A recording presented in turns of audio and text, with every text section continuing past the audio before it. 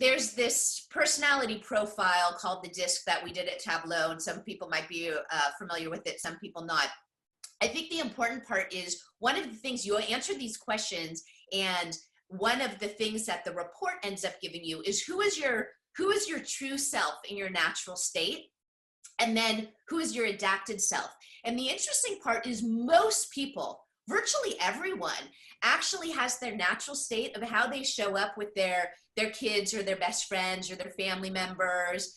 And then there's an adapted state of how they show up at work, or how they show up in professional situations or more uncomfortable situations, maybe you could call it that too. And it's striking how many people are so different. And we talk about bringing our authentic self to work, and everyone's always talking about that, of how important it is.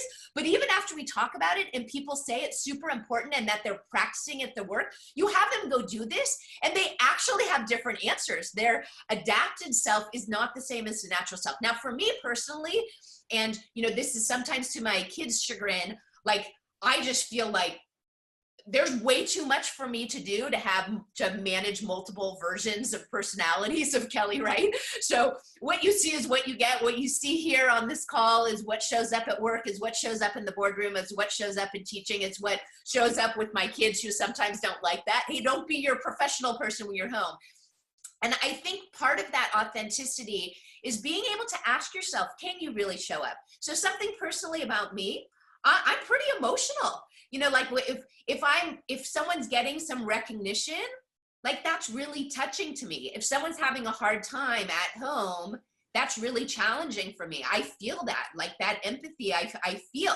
Now, I also ask the questions, but if I were to just ask a question of, it seems to me, maybe it seems like maybe your head's somewhere else, what's going on? And they just don't know me at all, they're probably not going to want to open up and be vulnerable. And so it is leading first with that authentic vulnerability. And so you get trust by asking and inquiring, but is someone really going to let down their guard, which for years has been told, I was told for years, it's not okay, Kelly, for you to like tear up when you're on stage. Professionals don't do that. And I was mortified for so long of, I need to practice this talk so I don't get emotional around recognition. And then I thought, you know what, I'm telling people they need to be their authentic self. So if I get emotional around the recognition, then people know that I care about them. And so now I think it is this joke, like you opened it up. Kelly cries a lot. And that's who I am. And if someone doesn't like it, they don't have to like me.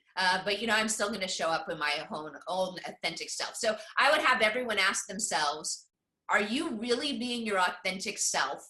And if not, why? And what can you do to be more your authentic self?